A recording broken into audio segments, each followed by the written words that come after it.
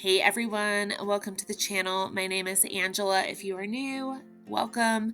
Tonight I'm going to take you guys along. We're going to jump right into it and pressure can potatoes. I have my 3 quarts of water simmering in my pressure canner, and I have my jars all washed up ready to go, and I'm going to pop them into this simmering water to keep them warm because this is going to be a hot pack method. I wanted to take you guys along and do this video because I've had viewers in the past ask, how do you get your jars of potatoes to look so clear? And I think it really boils down to what type of potatoes you're using. So I have some tips along this video, and my goal is at the end of this video that if you're new to pressure canning, that you feel confident and you know how to pressure can potatoes by the end of this video without hesitating whatsoever. So I personally always go with the golden potatoes. When you're pressure canning, you want to go with more of the waxy type potatoes. So a white potato, a red potato, or a golden potato. These are my tried and true go-to. So this is what I am doing. And it's great because you can buy them in bulk in many places and they just can up beautifully. They're always so clear. So I am scrubbing these and getting them all cleaned before I peel them. Now, there's a lot of back and forth on russet potatoes, and I really have to say russet potatoes are really a baking potato. You don't want to can them. They do get mealy, and they just don't turn out really good. They're really high starchy potatoes. So once again, golden potatoes are my go-to for this reason. And if you pressure can potatoes and you have cloudy water, that is exactly what it is it boils down to which type of potato did you use, and that is the starch content in the jar, and there's nothing you can do about it. So moving on, I am using my peeler instead of my paring knife to peel these because these potatoes did start to sprout, and the tip of the peeler has the little cutout to remove the potato eyes or potato sprouts, either or. And that's what I'm doing, is just cleaning up the area around the sprouts. Now you can still use sprouted potatoes. That's totally fine as long as they're not wrinkled or soft. These were still really, really firm. So I felt confident using these and just removing the little sprouts. So I wanted to get these up on the shelf as quickly as possible before they sprouted anymore. Some people choose to leave the peel on when canning. I don't personally. I'm a really by the book person, and I just don't feel comfortable leaving the skin on. All the canning books say wash and peel potatoes, so that is what I do. And you can leave potatoes whole as long as they fit in your jar. You can pressure can them whole, or you can cube them.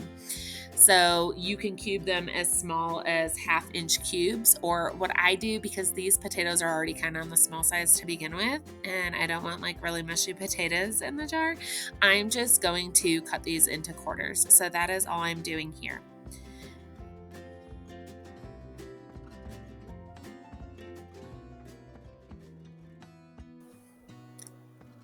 One of the questions that I have been asked quite a few times with pressure can potatoes is, what do you use them in? And me personally, I have a really good recipe for creamy potato soup, and these potatoes perform beautifully in that. You can also dice them up and fry them in your air fryer. You can cut them up and throw some oil, some herbs, some garlic on them and roast them in your oven. You can make a potato salad out of these. You can throw them in beef stew. I mean, it's really endless. You can make mashed potatoes. I know people who have said their mashed potatoes turn out gummy using pressure can potatoes, but I really think it has to do with the type of potato you have and how much milk and butter you're adding in, because I have never had an issue with that. But one of the best things about these guys is if you're really busy and your day is just gone, it disappears before you know it, it's dinner time, and you don't want to sit there and wash and peel and cook potatoes. These are ready to go. They've been washed, they've been peeled, they're cooked, ready to use in a recipe, and they just turn out wonderful. I love having these on the shelf. Oh, and if you see any yucky parts on your potato, just cut them off. I probably went a little overboard cutting around this, but that's all you have to do. Now I'm just going to give these a good rinse now that they've all been peeled. And then I'm going to switch them to a bigger pot because I realized that this one's not quite tall enough. The next step that you're going to do is put them in a pot and cover them with water. We are going to be blanching these. So I'm going to put mine into a taller pot. I'm going to fill this pot with water until the potatoes are covered. If you are canning whole potatoes, you're going to bring your pot of water to a boil and then let these boil for 10 minutes before you drain them. If you're cubing your potatoes like I am, you're going to bring this pot of water to a boil and then you're going to boil it for 2 minutes once it has reached a boil. And then you're going to drain your potatoes and we are going to get them in the jars.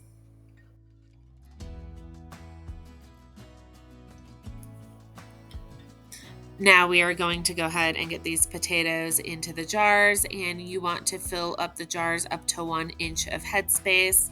Now remember, we're going to also be pouring boiling water over these. I have my tea kettle right here on the side. So once you get the jars filled with potatoes up to 1 inch headspace, you are going to be pouring the hot boiling water on top of the potatoes and then getting rid of the air bubbles with the debubbler. And then you're going to readjust your headspace if it needs to be readjusted. Now remember, just like canning fruit, these potatoes might be popping up out of the water a little bit. You want to try and keep them covered with the water, but it's okay if they're a little bit out on the top or on the tips of them. As long as it's 1 inch of headspace, it's going to happen. So it might just discolor over time, but I have not had a problem with mine whatsoever.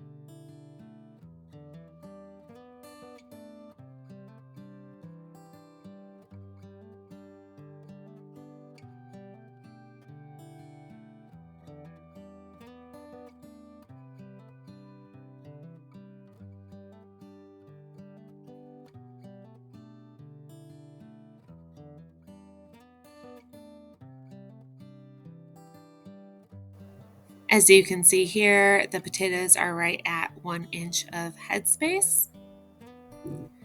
So now we are going to go ahead and get our boiling water and pour it over our potatoes up to 1 inch of headspace.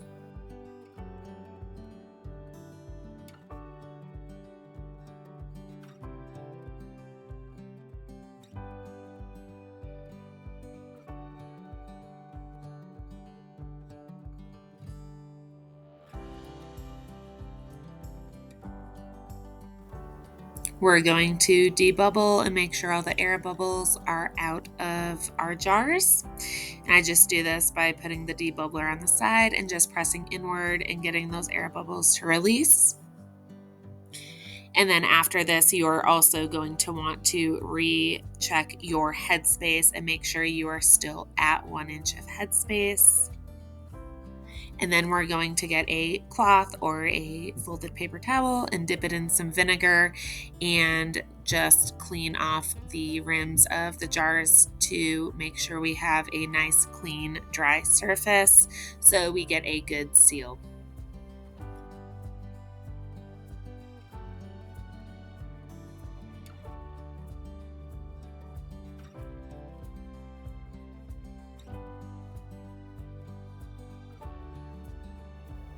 Once we get the rims of the jars cleaned off and dried, we are then going to place our lids with our bands on top of the jars and get them ready to go in the pressure canner.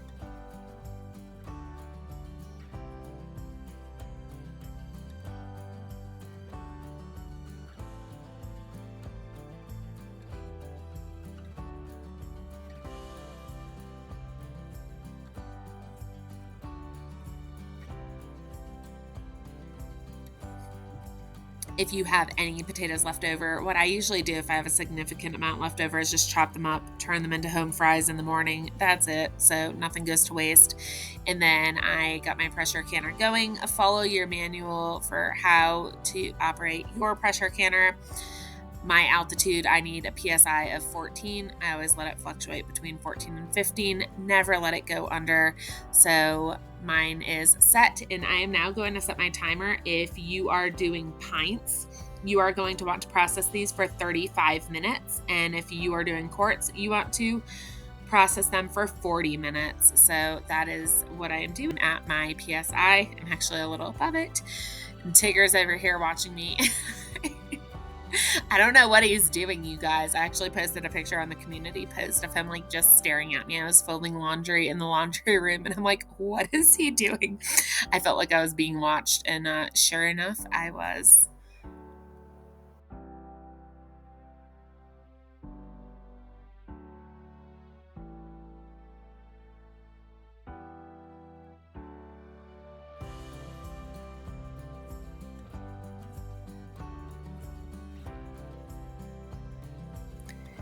If you guys have ever seen my other late night Can With Me videos, Tigger is one of my 4 cats that is always up waiting for me. He will not go to bed until I go to bed.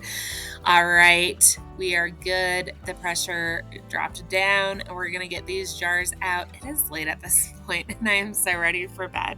So I am getting the quarts out of the pressure canner. I hope you guys confident enough at the end of this video to get potatoes up on your shelf if you'd like to. I did have a viewer ask in the comments of my video, what was the weight of the potatoes that I fit into these jars? And now I don't weigh my potatoes. I just grab whatever potatoes I want to pressure can. And if I can fit it all in the jars I have set aside, great. If I can't, then that's okay too.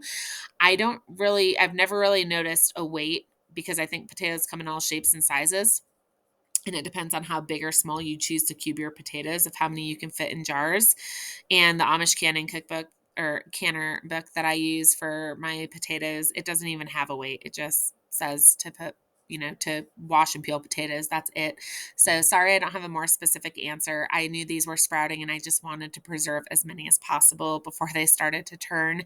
So I just grabbed what I did, and I had a little left over, and, I just turned into home fries the next morning. So anyway, I hope this video was helpful for you guys, and I hope you are confident now to get these pressure canned yourself. If there's any questions or anything I didn't cover in this video, feel free to leave them down in the comment section below. And if you pressure can potatoes and there's any use for them that I did not leave in this video, feel free to also add the different ways that you use them and incorporate them into your meals down in the comment section below for others who may be new to this. I hope this video was helpful. I will see you guys on the next one. Until then, take care and God bless.